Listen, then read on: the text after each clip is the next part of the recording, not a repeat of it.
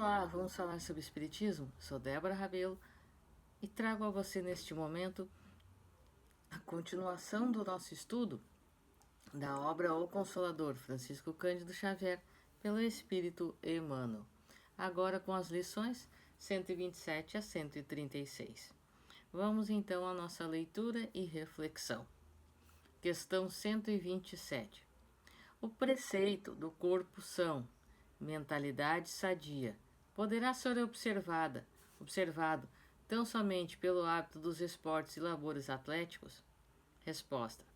No que se refere ao corpo são, o atletismo tem papel importante e seria de ação das mais edificantes nos problemas da saúde física, se o homem, na sua vaidade e egoísmo, não houvesse viciado também a fonte da ginástica e do esporte, transformando-a em tablado de entronização da violência no abastardamento moral da mocidade, iludida com a força bruta e enganada pelos imperativos da chamada eugenia ou pelas competições estranhas dos grupos sectários, desviando de suas nobres finalidades um dos grandes movimentos coletivos em favor da confraternização e da saúde. Bastará essa observação para compreendermos que a mentalidade sadia somente constituirá uma realidade quando houver um perfeito equilíbrio entre os movimentos do mundo e as conquistas interiores da alma. Todo esporte vem promover e vem trazer uma harmonização, um equilíbrio ao corpo e à alma, em sintonia os dois. Mas, muitas vezes levado ao extremo ou motivado por extremos financeiros, ganâncias, leva tudo isso a prejuízo à saúde, ao corpo e à nossa encarnação, certo? Questão 128. A vida do irracional está revestida igualmente das características missionárias? Resposta. A vida do animal não é propriamente missão, apresentando, porém, uma finalidade superior que constitui a do seu aperfeiçoamento próprio através das experiências benfeitoras do trabalho e da aquisição em longos e pacientes esforços dos princípios sagrados da inteligência. Então, os animais, no seu desenvolvimento, trazem as suas memórias evolutivas passadas e, mesmo sem se dar conta, fazem e causam um bem enorme para nós, nos ensinam muito ao afeto e ao amor, certo? Questão 129. É um erro alimentar-se com a carne dos irracionais? Esta é uma questão até hoje muito polêmica, não é mesmo? Resposta. A ingestão das vísceras dos animais é um erro de enormes consequências, do qual derivaram numerosos vícios da nutrição humana. É de lastimar semelhante situação, mesmo porque, se o estado de materialidade da criatura exige a cooperação de determinadas vitaminas, esses valores nutritivos podem ser encontrados nos produtos de origem vegetal, sem a necessidade absoluta dos matadouros e frigoríficos. Temos de considerar, porém, a máquina econômica do interesse e da harmonia coletiva, na qual tantos operários fabricam o seu pão cotidiano. Suas peças não podem ser destruídas de um dia para o outro, sem graves perigos. Consolemo-nos com a visão do porvir, sendo justo trabalharmos dedicadamente pelo advento dos tempos novos, em que os homens terrestres poderão dispensar da alimentação os despojos sangrentos de seus irmãos inferiores. Então, com o tempo, a nossa evolução alcançará um propósito maior, conquistará a mentalidade da preservação das espécies, da nossa preservação, da nossa evolução, a uma forma, a um ponto em que não necessitaremos da alimentação, mas dos animais e buscaremos outras formas de encontrarmos as propriedades e vitaminas necessárias que eles nos fornecem de outras maneiras. Haverá, através da conscientização e da evolução de nossa sociedade, a busca por este avanço. E chegaremos a isto, mas não da noite para o dia, certo? Questão 130. Operários do aprendizado terrestre, como devemos encarar o texto sagrado do lembra-te do dia do sábado para santificá-lo, quando as obrigações de serviço proporcionam para isso os domingos? Resposta.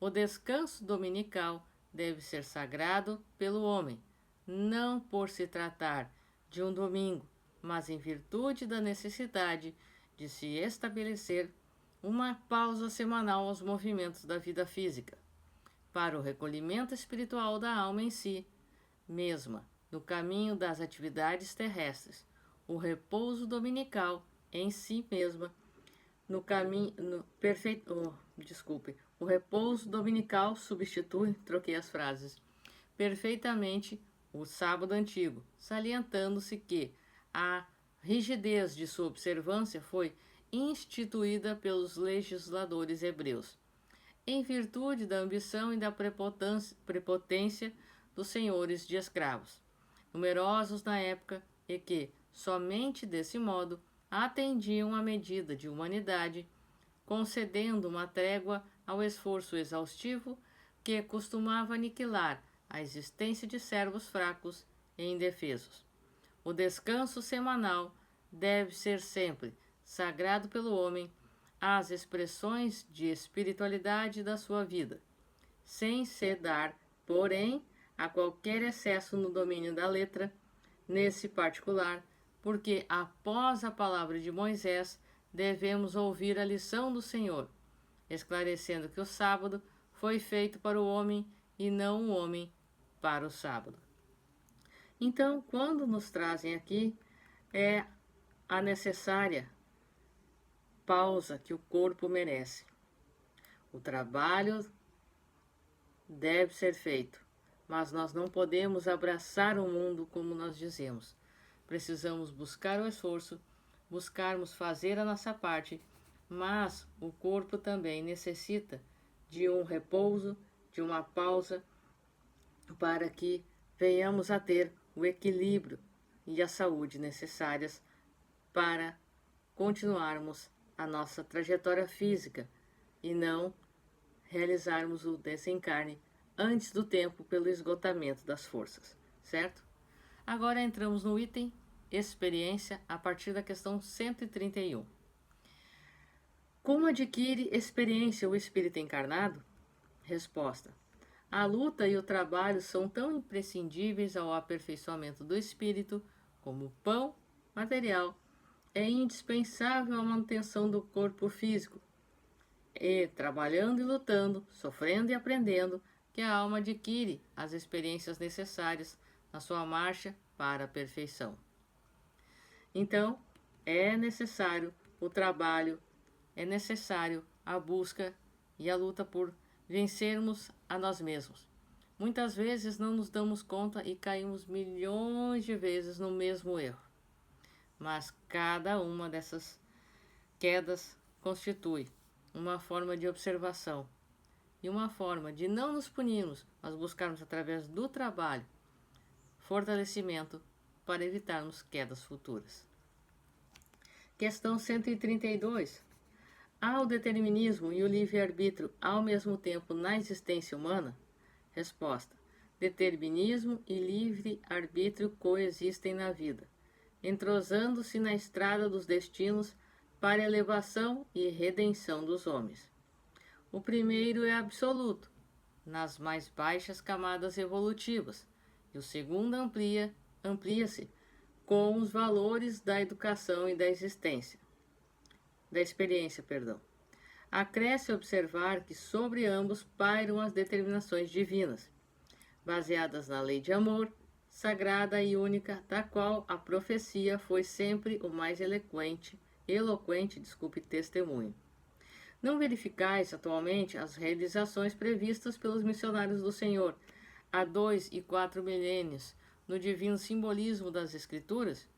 Estabelecida a verdade de que o homem é livre na pauta de sua educação e de seus méritos, na lei das provas, cumpre-nos reconhecer que o próprio homem, à medida que se torna responsável, organiza o determinismo da sua existência, agravando-o ou amenizando-lhe os rigores, até poder elevar-se definitivamente aos planos superiores do universo. Então nós podemos perceber, através de todas essas questões, que o próprio homem, aqui na Terra, torna-se senhor de si mesmo. Nós temos um planejamento reencarnatório a cumprir e, a partir das nossas escolhas, vamos ampliando a nossa liberdade, mostrando que estamos evoluindo intelectualmente, espiritualmente e podemos ter mais condições de realizar mais coisas, mais tarefas e ampliar o nosso campo de atuação, como podemos restringir a nossa liberdade ou não termos condições nenhuma de opinarmos sobre o nosso planejamento reencarnatório, o determinismo, certo? Dependendo das nossas escolhas. Questão 133. Havendo o determinismo e o livre-arbítrio ao mesmo tempo, na vida humana, como compreender que a palavra dos guias espirituais, quando afirmam não lhes ser possível influenciar a nossa liberdade? Resposta. Não devemos esquecer que falamos de expressão corpórea em se tratando do determinismo natural, que prepondera sobre os destinos humanos. A subordinação da criatura em suas expressões do mundo físico é lógica e natural, nas leis das compensações, dentro das provas necessárias, mas no íntimo, zona de pura influenciação espiritual, o homem é livre na escola do seu futuro caminho.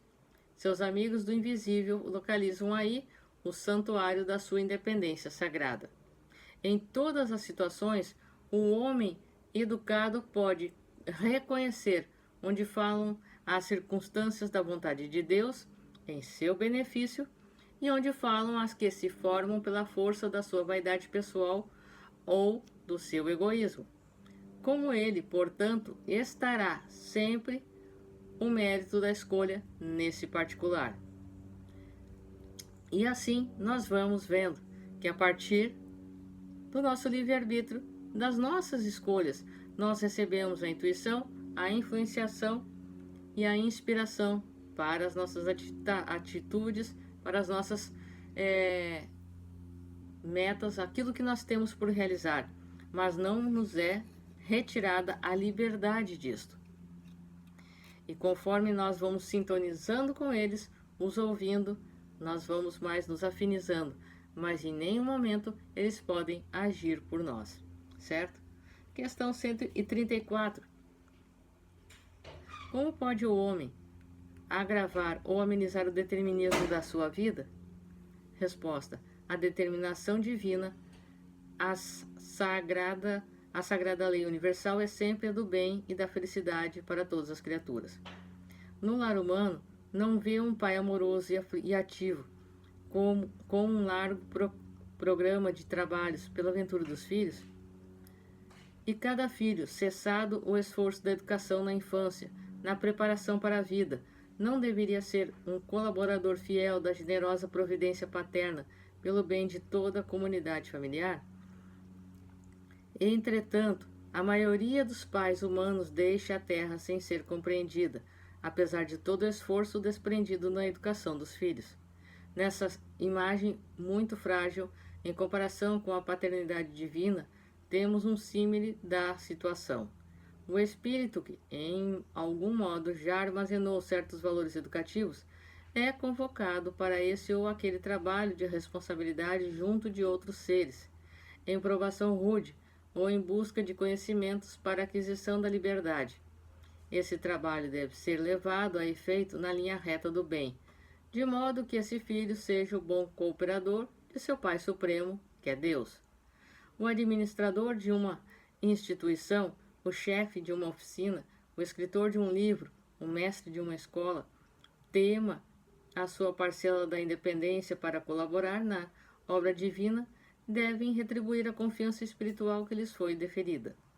Os que se educam e conquistam direitos naturais inerentes à personalidade deixam de obedecer de modo absoluto no determinismo da evolução, porquanto estarão aptos a cooperar no trabalho das ordenações, podendo criar as circunstâncias para a marcha ascensional de seus subordinados ou irmãos. Em humanidade, no mecanismo da responsabilidade da consciência esclarecida. Nesse trabalho de ordenar com Deus, o filho necessita considerar o zelo e o amor paternos, a fim de não desviar sua parcela do caminho reto, supondo-se senhor arbitrário das situações, complicando a vida da família humana e adquirindo determinados compromissos, por vezes penosos, porque, contrariamente ao propósito dos pais, há filhos que desbaratam os talentos, colocando-os em suas mãos, na preguiça, no egoísmo, na vaidade e no orgulho. Daí a necessidade de concluirmos que a apologia da humanidade, salientando que o homem que atingiu certa parcela de liberdade está retribuindo a confiança do Senhor, sempre que age com a sua vontade misericordiosa e sábia, reconhecendo que o seu esforço individual vale muito, não por ele, mas pelo amor de Deus, que o protege e ilumina na edificação de sua obra imortal. Então aqui, cada vez que nós agimos através da retidão, daquilo que recebemos de nossos pais, nós conseguimos agir pelo bem. Mas, se nos rebelamos, colhemos os frutos desta rebeldia, sofremos ou padecemos ou podemos voltar atrás e recomeçar, certo? Questão 135. Se o determinismo divino é do bem, quem criou o mal? Resposta. O determinismo divino se constitui de uma só lei, que é a lei do amor para a comunidade universal. Todavia, confiando em si mesmo, mais do que em Deus, o homem transforma sua fragilidade em foco de ações contrárias a essa mesma lei, efetuando desse modo uma intervenção indébita na harmonia divina. Eis o mal. Urge recompor os elos sagrados dessa harmonia sublime. Eis o resgate. Vede, pois, que o mal, essencialmente considerado, não pode existir para Deus, em virtude de representar um desvio do homem, sendo zero na sabedoria e na providência divinas. O Criador é sempre o Pai generoso e sábio, justo e amigo, considerando os filhos transviados como incursos de vastas experiências. Mas com Jesus e os seus prepostos são cooperadores divinos e eles próprios instituem as tarefas contra o desvio das criaturas humanas, focalizam os prejuízos do mal com a força de suas responsabilidades educativas, a fim de que a humanidade siga retamente no seu verdadeiro caminho para Deus. Ou seja, quando agimos conforme as leis divinas, pela justiça, pelo amor e pela caridade, prosseguimos adiante e crescemos. Mas, se infringimos a lei, precisamos reparar e reconstruir. E agora a última questão desta parte deste vídeo de hoje, 136. Existem seres agindo na Terra sob determinação absoluta? Resposta. Os animais e os homens quase selvagens nos dão uma ideia dos seres que agem no planeta sob determinação absoluta. E essas criaturas servem para estabelecer a realidade triste da mentalidade do mundo, ainda distante da fórmula do amor com que o homem deve ser o legítimo cooperador de Deus, ordenando com a sua sabedoria paternal. Sem saberem amar os irracionais e os irmãos mais ignorantes colocados sob sua imediata proteção, os homens mais educados da terra exterminam os primeiros para a sua alimentação e escravizam os segundos para objeto de explorações grosseiras, com exceções, de modo a mobilizar-nos a serviço do seu egoísmo e da sua ambição. Então nós percebemos atualmente muitos escândalos, muitas confusões e violências extremas que demonstram esse estado animalizado e selvagem. Mas, felizmente, vamos despertando para a verdadeira realidade do que somos e para o que viemos. Certo? Então, eu sou Débora Rabelo, forte abraço para você, que os bons espíritos os guiem, Jesus os abençoe e até a próxima.